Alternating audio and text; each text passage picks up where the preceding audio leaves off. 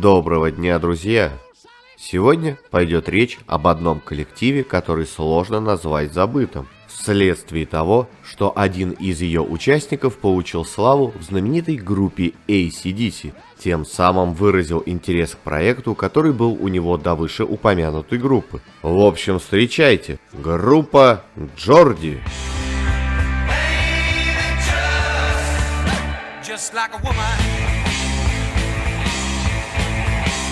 Основатель группы, гитарист и певец Вик Малком, после освоения при помощи самоучителя несколько основных аккордов, начал играть на гитаре в школьной команде, а после получения аттестата зрелости поменял несколько занятий, прежде чем окончательно принял решение заняться музыкой. В конце 60-х годов он играет в местной группе Influence, а потом вместе с Джоном Майлзом в Smokestack. В 70-м их дороги расходятся. Майлз организовал свой сет, а Малком, впечатлившись успехом Манго Джерри, которым удалось в мае 70-го, выступая на фестивале в окрестностях Ньюкасла, сорвать шквал аплодисментов, буквально сметя со сцены тогда уже знаменитых Grateful Dead, Family и Traffic, организовал группу USA. Этот неожиданный выбор названия группы был продиктован намерением играть кантри. Кроме него в группу вошли басист Том Хилл и барабанщик Брайан Гибсон. В 1972 году к этой команде из Ньюкасла присоединяется вокалист Брайан Джонсон. Брайан родился 5 октября 1947 года в глухом провинциальном городишке северо-восточной Англии и был старшим в семье из 4 детей.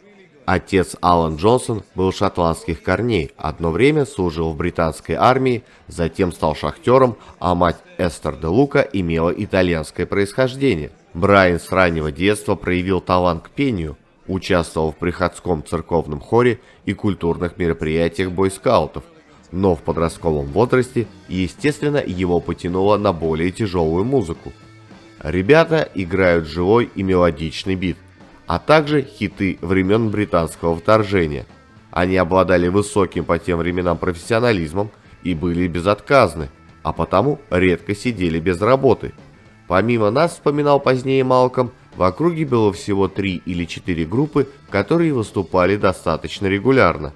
Причем некоторые из них существовали многие годы, что позволяло нам верить в неминуемый успех.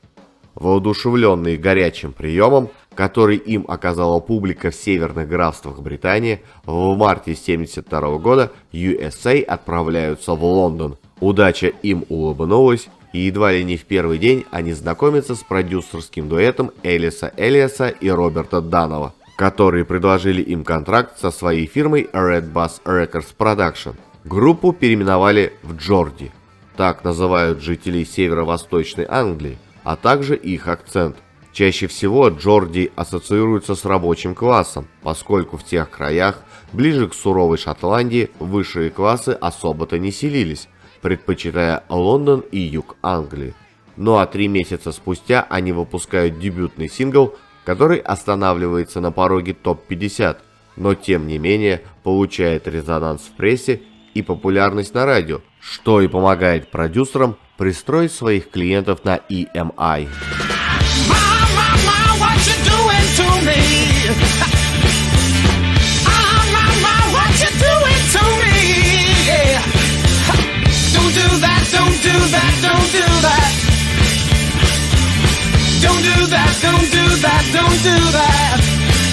В том же году Джорди совершают турне по Британии, разогревая залы для своих кумиров Манго Джерри. И если их дебютный альбом, который выходит в начале 1973 года, еще сохраняет отголоски беззаботной музыки USA, то в дальнейшем звучание группы приобретает более жесткий характер. Появляется быстрый, тяжелый и довольно мелодичный рок-н-ролл, временами очень напоминая ранних Slade. Первый альбом дал группе как минимум 1 хит. Хиты часто выходят не самые лучшие в смысле роковые вещи, но более попсовые, усредненные. Поэтому из множества реально боевых номеров альбома хитом стала песня «Все из-за тебя». Она попала на 6-ю строчку британских чартов, обеспечив группе регулярное появление на телевидении в том числе самой популярной музыкальной программы тех лет Top of the Pops.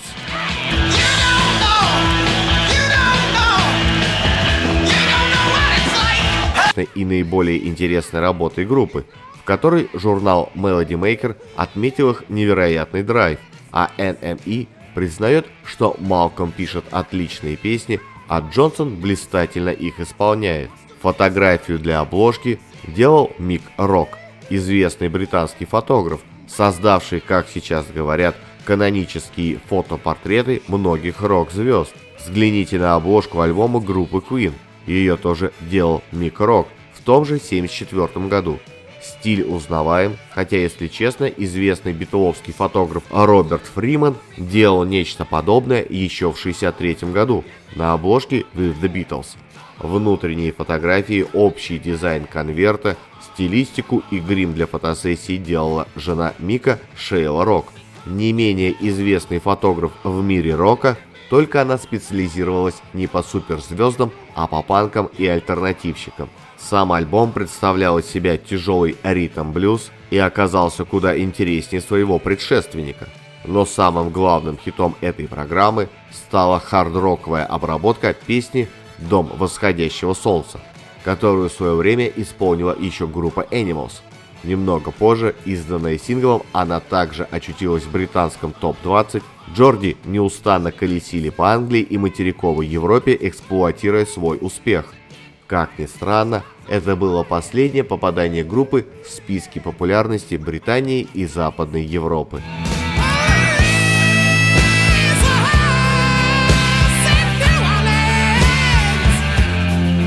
Весь следующий 1975 год группа также непрерывно колесила по Британии и Европе, эксплуатируя свой нежданный успех. Но единственный появившийся в том же году сингл прошел совершенно незамеченным. После этого группа пополняет свой состав вторым гитаристом Микки Беннисоном и приступает к записи третьей пластинки.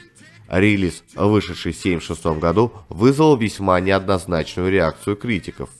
Кстати, стоит сказать, что альбом в СССР был достаточно популярным, а вот в Англии прошел незамеченным. Брайан выкладывался на полную, аккумулируя энергию в каждом спетом слове. Решив добавить в свое звучание элементы арт-рока, британцы не вызвали большого одушевления среди поклонников, и пластинка провалилась в чартах. Из-за этого Джонсон разругался со своими коллегами и поспешил уйти из коллектива, занявшись сольной карьерой.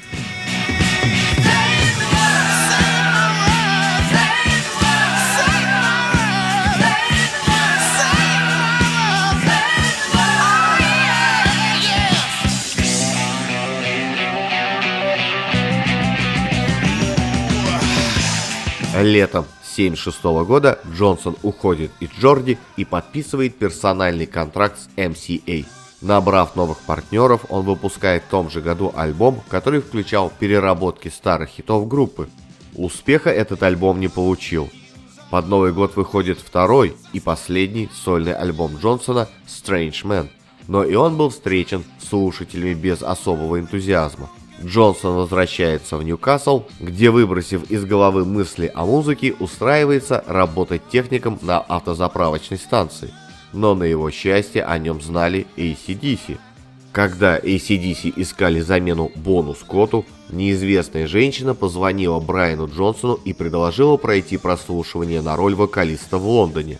«Я уже укушен музыкальным жуком по имени Джорди.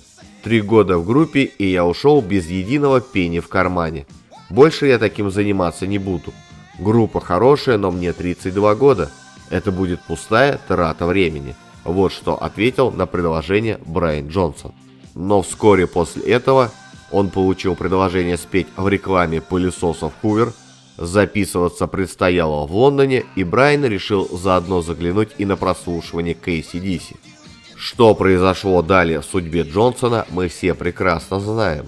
Между тем, группа Джорди продолжила свое существование, время от времени собираясь для разовых выступлений в клубах Ньюкасла и его окрестностей, и по-прежнему исполняя набор своих хитов.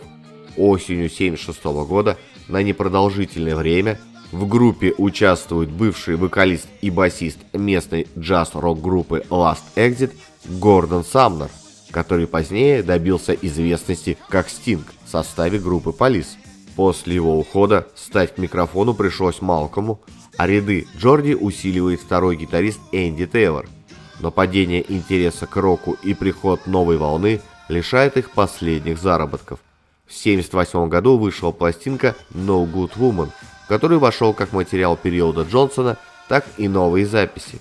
В 1979-м забытые всеми Джорди распались. Тейлор в том же году появляется в составе Duran Duran, а остальные просто бросают музыку.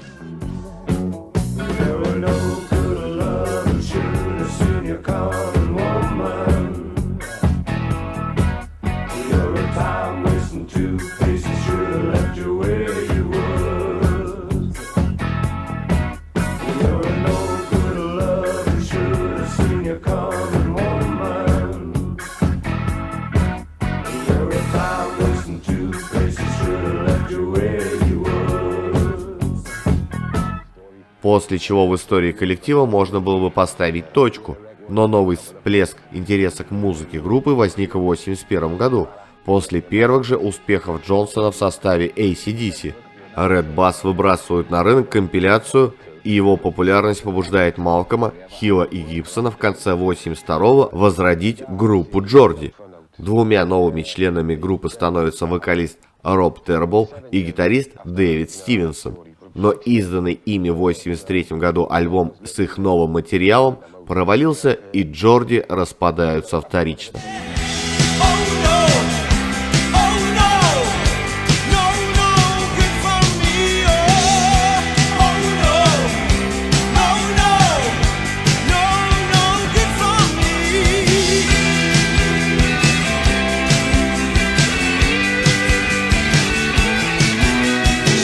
В середине 80-х Малком, Гибсон и Тербл снова объединились, на этот раз под именем Powerhouse.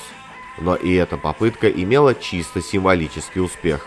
Одна из последних таких попыток была предпринята самим Джонсоном в 2001 году, когда он использовал имя Джорди для небольшого тура по Англии. Попытка оказалась также чисто символической, и Брайан Джонсон продолжает свой творческий путь в составе AC/DC. Джорди – особая классика рока. Прошло время, и теперь виниловые оригиналы альбома группы ценятся на уровне Led Zeppelin и даже выше, потому что у Led Zeppelin тиражи были неизмеримо больше.